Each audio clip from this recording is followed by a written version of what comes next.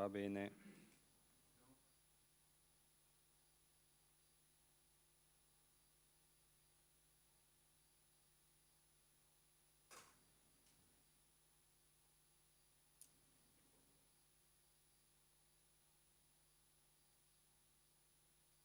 Ci siamo?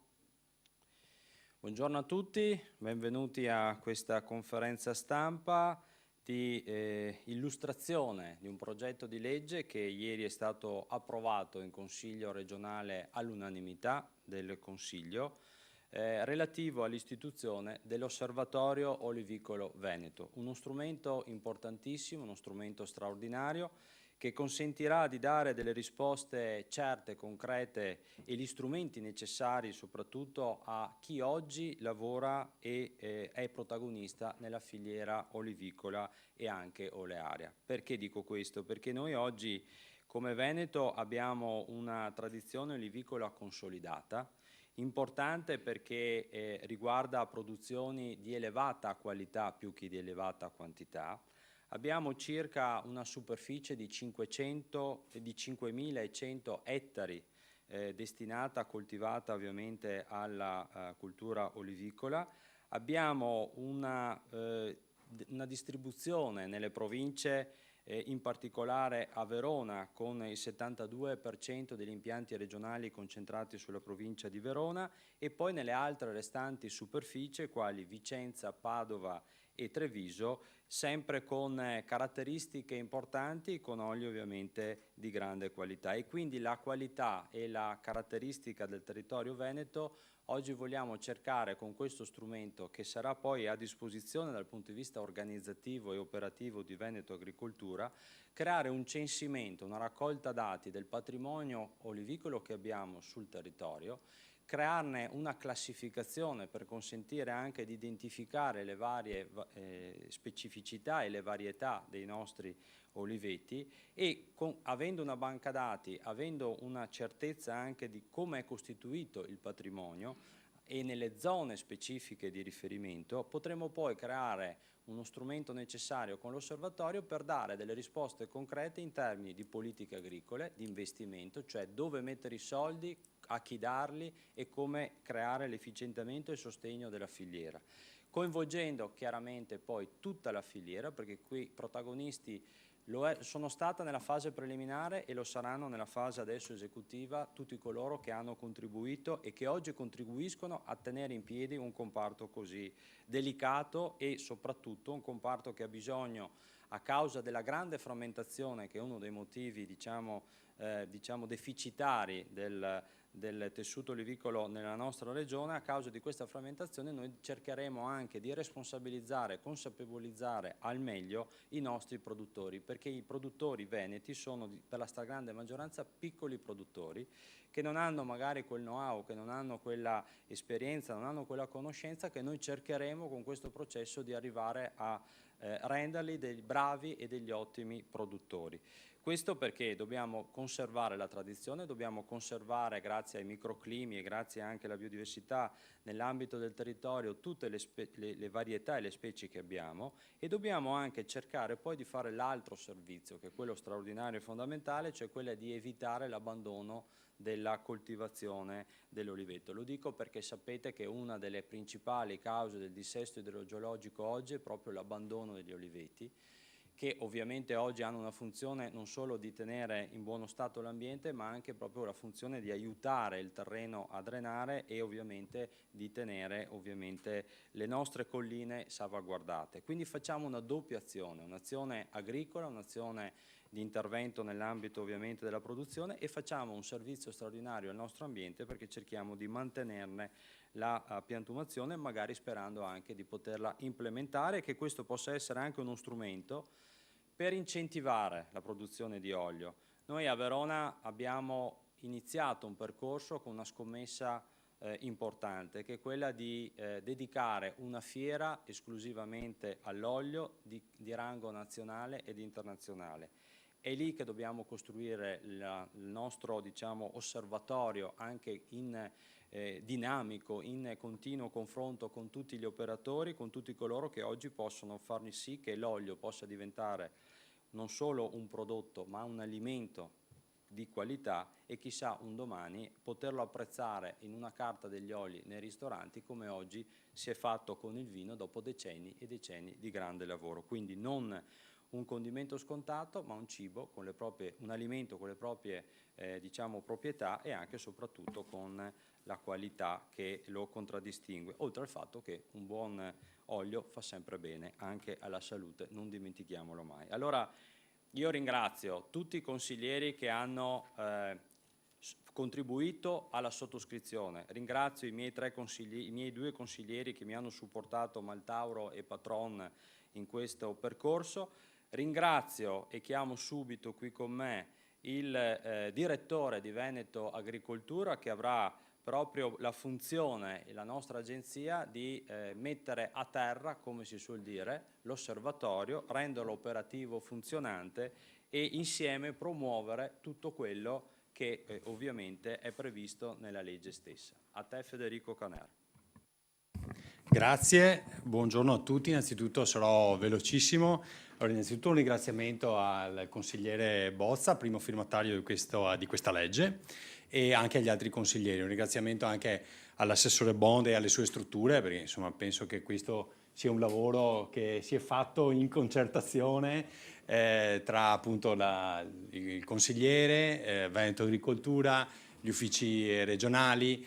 Ed è grande soddisfazione per me essere qui oggi, proprio perché questo è un tema molto importante e molto sentito.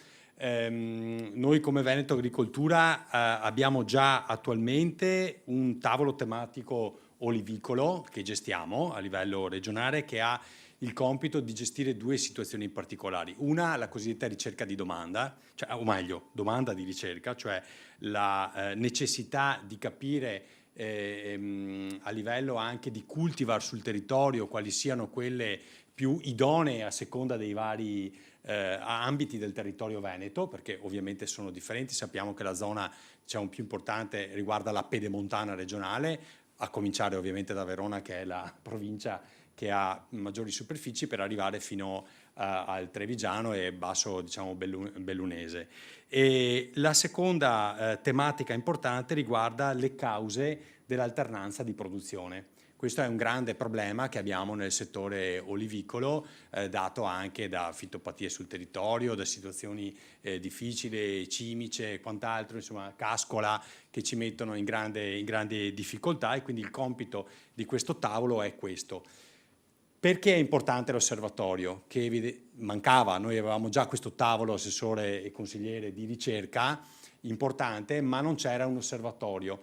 L'osservatorio è importante perché va, secondo me, ad aggregare anche quelle situazioni che oggi non sono già previste e disciplinate. Molti produttori hanno un fascicolo aziendale che viene gestito da Avepa, quindi noi lì i dati li abbiamo, ma abbiamo tanti piccoli olivicoltori, produttori che escono da questo circuito, che magari sono hobbisti o non sono imprenditori agricoli a titolo professionale. Questi purtroppo hanno un'alternanza di produzione ancora più ampia, perché magari hanno difficoltà anche magari hanno anche scarsa formazione, diciamo, scarsa capacità di seguire anche a livello tecnico i propri oliveti, e quindi hanno la necessità di un supporto molto più importante. Con l'osservatorio noi siamo in grado, da questo punto di vista, di monitorare il tutto, quindi di avere numeri anche molto più aggiornati, capire quali sono appunto le fitopatie che si presentano e appunto capire anche quali sono le cultivar più importanti da sviluppare nel nostro territorio. Chiudo con due, secondo me, importanti progetti che abbiamo già in piedi, lo dico sempre al consigliere ma anche all'assessore. Uno si chiama Oliveto Smart, che riguarda la cosiddetta olivicoltura resiliente, e quindi un progetto anche legato all'uso e consumo della risorsa idrica, e questo è molto importante, sappiamo, insomma, vediamo i giorni d'oggi cosa sta succedendo. E l'altro riguarda il Super Olive, che è un altro progetto molto importante che tra l'altro stiamo portando avanti assieme all'Università di Verona e al DAFNAE, l'Università di Padova, che invece prevede lo sviluppo dell'olivicoltura anche in maniera intensiva, anche in pianura. Questo perché, giustamente, lo sa l'assessore, lo sa il consigliere Bozza, noi abbiamo grande qualità, l'avete detto voi, manca la quantità. È un problema che abbiamo a livello anche nazionale, Assessore, tu lo sai bene da coordinatore anche della CPA, manca prodotto. Quindi è importante anche poter sviluppare la possibilità non solo di avere qualità, ma perché no, visto anche il tema del cambiamento climatico, anche maggiore quantità. Quindi noi siamo a disposizione del Movimento Agricoltura come prevede la legge in questo osservatorio e per tutte le altre funzioni che adesso insomma, non vado a esplicitare, ma le dirà il consigliere. Comunque grazie a tutti voi anche di averci coinvolto. Grazie al direttore Caner. Veneto Agricoltura avrà una dotazione di 350.000 euro all'anno, diversificata proprio nello strumento dell'osservatorio, non solo nella costituzione e formazione, ma anche in tutto quello che sarà poi l'operatività della promozione e del coinvolgimento di cui si parlava prima.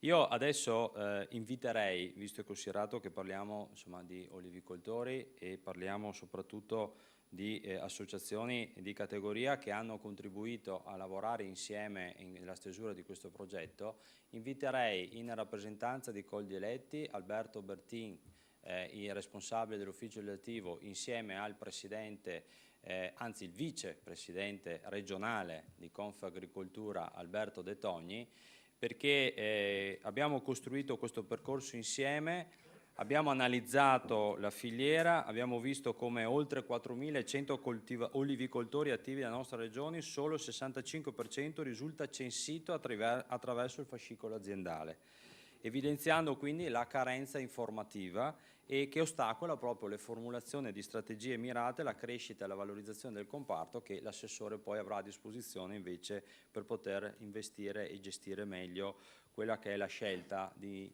supporto.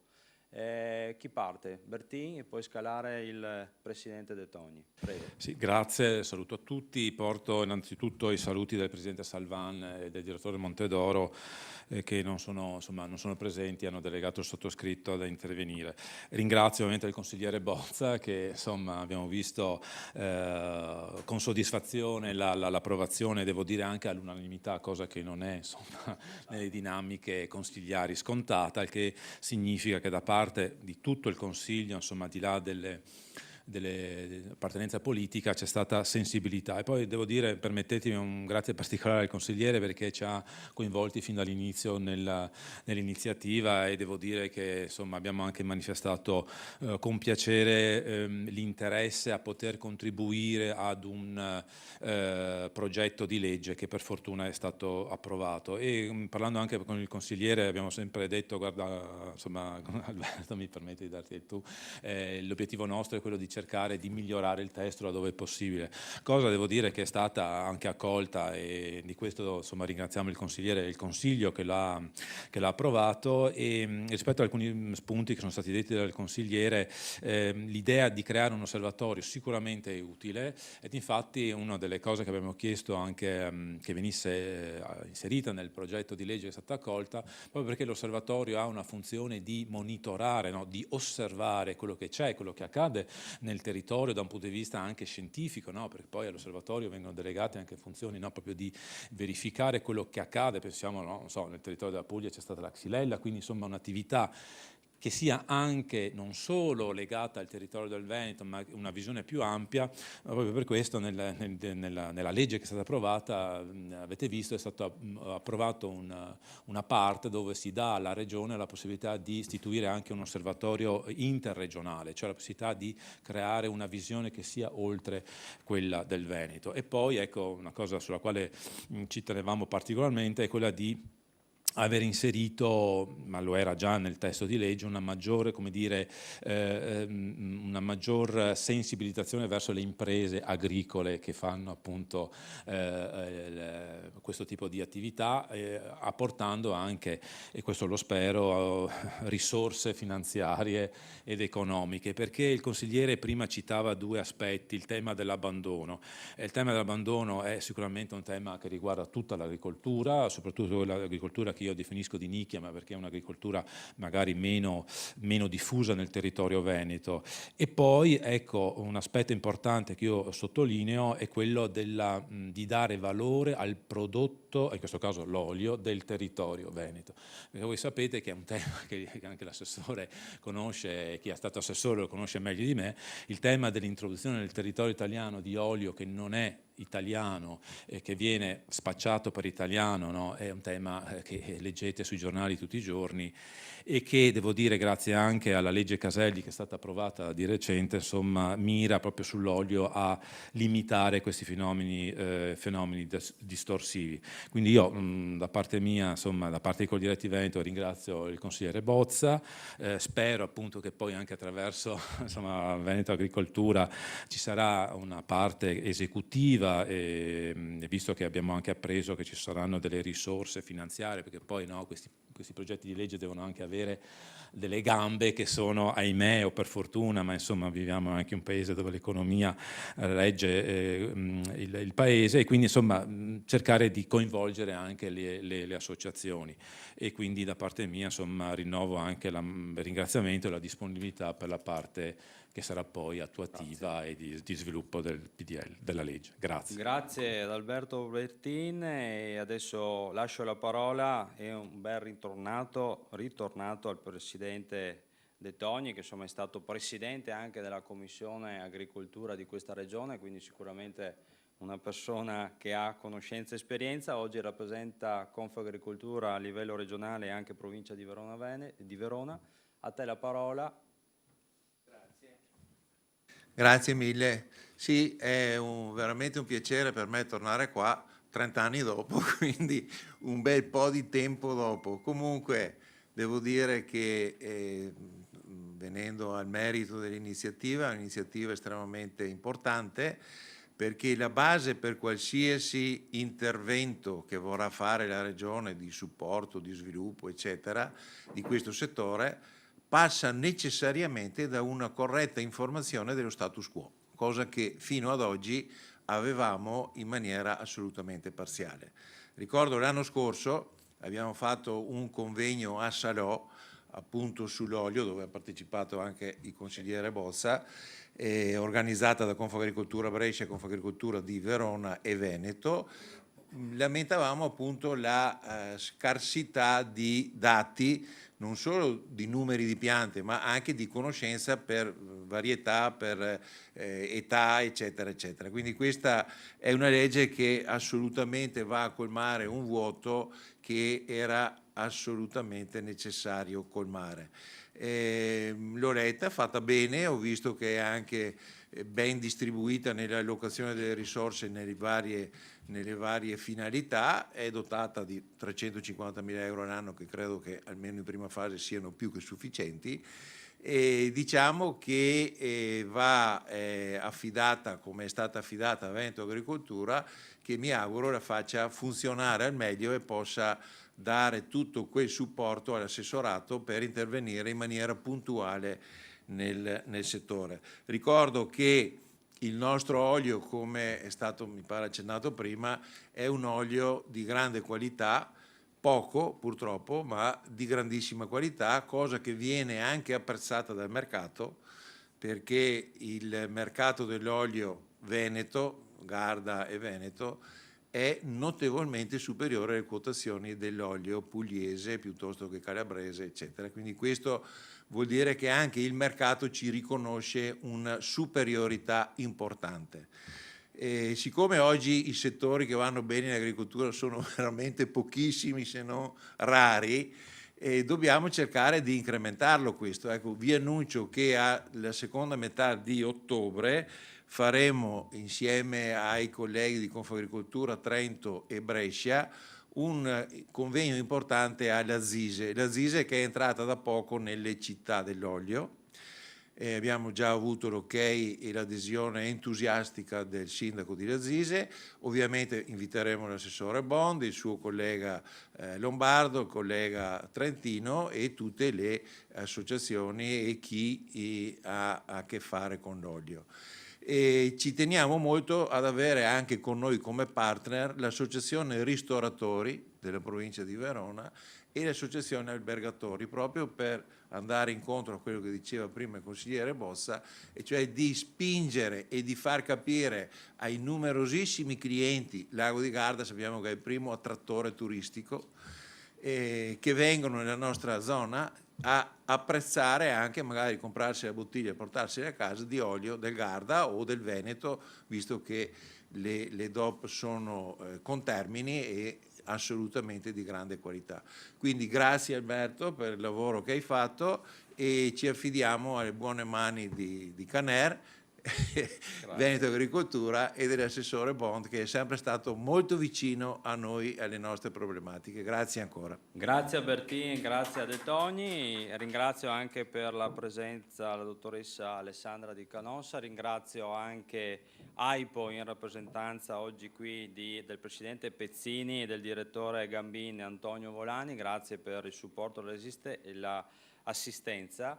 Ricordo che l'articolo 4 prevede il coinvolgimento delle imprese agricole olivicole venete e l'articolo 5 prevede proprio la promozione e la valorizzazione del patrimonio olivicolo veneto, con particolare riferimento ovviamente ai prodotti derivanti con quelli certificati DOP, IGP e biologico. Allora, proprio per queste ragioni invito a intervenire Bonamini in rappresentanza del Consorzio Veneto e il presidente Padovani, l'avvocato Padovani in rappresentanza del Consorzio Garda DOP. Dovete pigiare.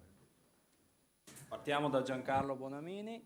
Buongiorno a tutti, un sentito ringraziamento da parte mia e da parte del Consorzio di tutela evidentemente ad Alberto Bozza e a tutto il Consiglio regionale per questa legge regionale, che tra l'altro si inserisce in quelle che sono le attività, le direttrici di attività del Consorzio di tutela, che se da una parte deve tutelare e salvaguardare l'autenticità di un prodotto, dall'altra deve favorire lo sviluppo del consumo e la conoscenza di quel prodotto. Ecco che si parlava di risorse finanziarie. Un auspicio da parte mia è che queste risorse finanziarie vengano utilizzate per l'aggregazione delle aziende, per migliorarne l'efficienza, perché le aziende rimangono sul mercato, se hanno accesso al mercato, ma nel momento in cui accedono a quel mercato restano sul mercato se sono efficienti e competitive. Ecco, questo dovrebbe essere, come dire, il percorso che insieme al Consorzio di tutela, a cui come dire, al direttore di Veneto Agricoltura dico che avrà sicuramente un interlocutore privilegiato, perché queste sono le direttrici che secondo noi servono a mantenere un'olivicoltura non di oggi ma del futuro, perché poi c'è la conoscenza del prodotto, molte volte non è neanche così sviluppata nel territorio in cui si produce, perché poi attraverso il consumo di quel prodotto c'è una sorta di economia circolare che fa sì che tuteli l'olivicoltore, tuteli il paesaggio, eviti il dissesto idrogeologico ed eviti in particolare l'abbandono degli oliveti, perché l'abbandono degli oliveti non è una scelta, è l'impossibilità di generare reddito da quell'azienda agricola. Non è una scelta di uno che si alza la mattina. Di conseguenza, tutte queste attività che servono per mantenere il reddito in agricoltura. Se l'agricoltore, l'olivicoltore in questo caso, ottiene reddito dalle proprie produzioni, resta in agricoltura. Anche cambio generazionale, anche si supporta tutto. Se c'è reddito, tutto coincide. Quindi mi auguro, ripeto, che queste siano le direttrici e rinnovo l'invito a Veneto Agricoltura di cercare nel Consorzio una spalla che sicuramente troverà. Grazie. Grazie Presidente Bonamini. Adesso passerei all'altro Presidente, l'Avvocato Padovani, per un saluto di intervento. Ovviamente vi ringraziamo perché siete i due consorzi più importanti del nostro Veneto e quindi insomma sappiamo quanta fatica e quanta sia il lavoro che state cercando di fare. Grazie, buongiorno a tutti, grazie dell'invito, ringrazio il Consiglio per questa legge che è molto importante, ringrazio anche Alberto, che si è fatto promotore di questa iniziativa. Devo dire che faccio anche il portavoce dei nostri olivicoltori, perché molto spesso negli ultimi anni, visto le problematiche che si sono riscontrate, ci è sempre stato chiesto: ma che cosa si può fare, che cosa possiamo fare e cosa dobbiamo fare? Le risposte non sono facili, perché siamo stati, possiamo dire, anche un po' spiazzati da quello che sono le problematiche che venivano richiamate prima, tipo poteva essere la cimice piuttosto che l'innalzamento delle temperature e quant'altro. Noi nel nostro piccolo, devo dire che come consiglio del Garda DOP abbiamo portato avanti, in collaborazione con le università che dicevamo prima, sia di Verona che di Padova, una raccolta dati. Questo per dare una risposta a quello che in maniera molto più ampia immagino che l'osservatorio riuscirà a fare. Quindi da parte nostra quei dati che siamo riusciti a raccogliere in questi anni li porteremo, se potessero essere utili, anche per partire già fin da subito con un osservatorio. Diciamo che il nostro territorio è abbastanza vasto, perché non è solo quello della regione, io rappresento anche quella della regione Veneto, e anche la Lombardia e il Trentino, e quindi abbiamo tutta questa fascia dell'olio Garda DOP che è proprio da parte del Garda. Quindi di sicuro il progetto era voluto, e per quanto c'è di nostra competenza e possibilità saremo disponibili a condividere qualsiasi iniziativa in questo senso. Faccio un piccolo inciso per la nostra parte: solo se olio del Garda è Garda DOP, perché noi, diciamo, raggruppiamo proprio questa parte di eccellenza che dicevamo prima, nello specifico proprio di questi 3 areali. Le problematiche sono state effettivamente notevoli negli ultimi anni. Auspico veramente che questo input anche economico che riuscirà questa iniziativa e questa legge a portare in campo di sicuro ci aiuterà, perché altrimenti effettivamente le problematiche sono notevoli. Grazie ancora dell'invito. Grazie Presidente Padovani. Allora ringrazio tutti e 2 i Presidenti per questo contributo. E ora invito, inducis in fundo si dice, no? Cioè l'assessore Dario Bond, lo teniamo per ultimo perché merita un ringraziamento mio personale particolare, e penso insomma a nome di tutti, perché siamo riusciti a raccogliere questo gran lavoro e trasformarlo in una legge, cosa non semplice, ed essere votata all'unanimità, quindi centrodestra, centrosinistra, tutte le liste.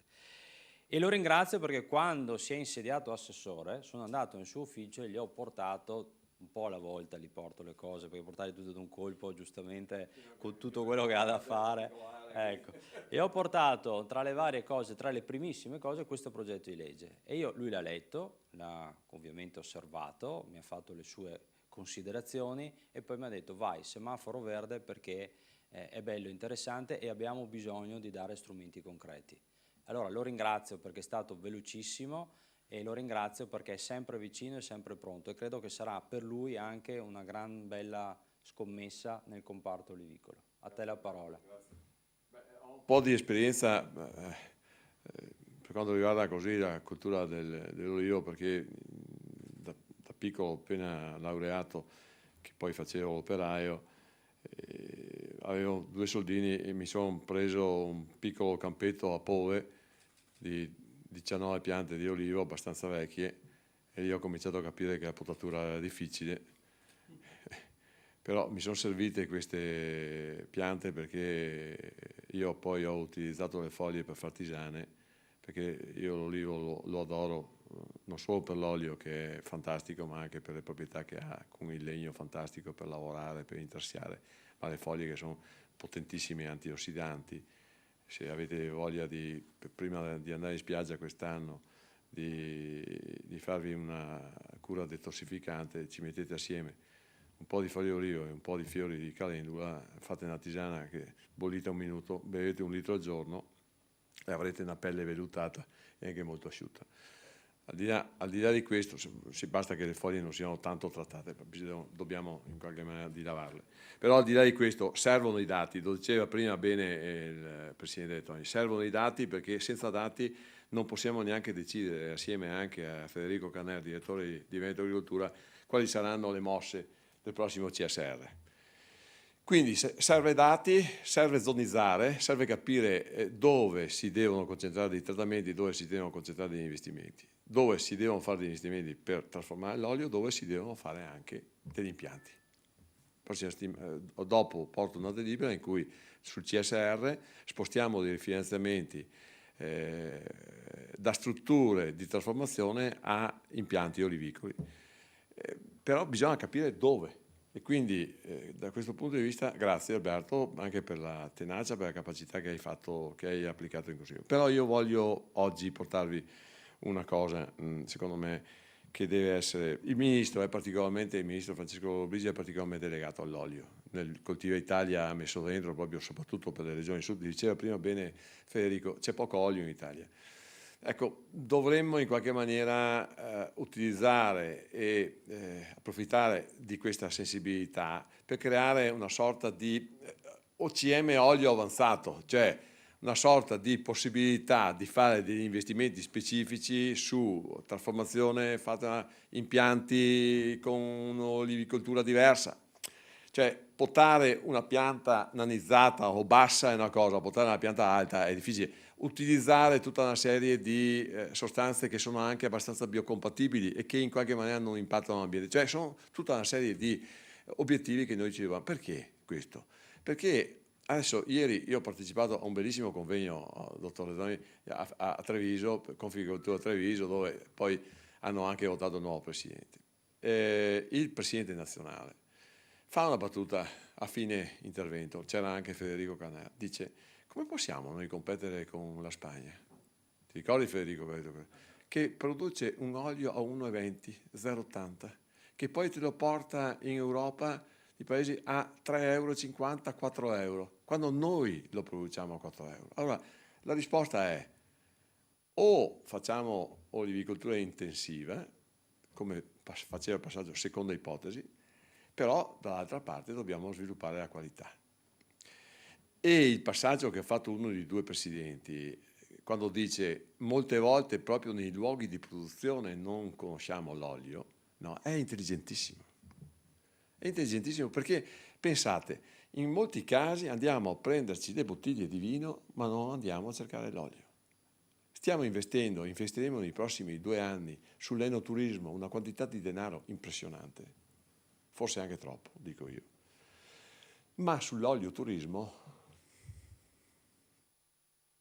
cioè, già facciamo fatica a digerire il discorso delle città dell'olio. Allora, io ti invito, visto che stiamo collaborando anche se con 2 partiti diversi, ma c'è tanta amicizia tra me e lui, io ti invito anche a fare un progetto di legge con una norma finanziaria per quanto riguarda le città dell'olio, le strade dell'olio e il sistema di valorizzazione di questo patrimonio. Ti invito a farlo, mettendoci delle regole, mettendoci dentro anche delle regole anche su un po' di, Federico mi insegna, enoturismo, perché l'enoturismo non è agriturismo, l'enoturismo è la valorizzazione e la spiegazione del terroir di quel vino, di quel sistema, con tutta una serie di situazioni. Ecco, ti invito a farlo anche mettendo dentro il sistema di finanziamento per portare i turisti nell'azienda, perché una delle difficoltà, ho partecipato a un convegno l'altro giorno nel Lazio, è quello di prendersi i turisti e portarsi in giro.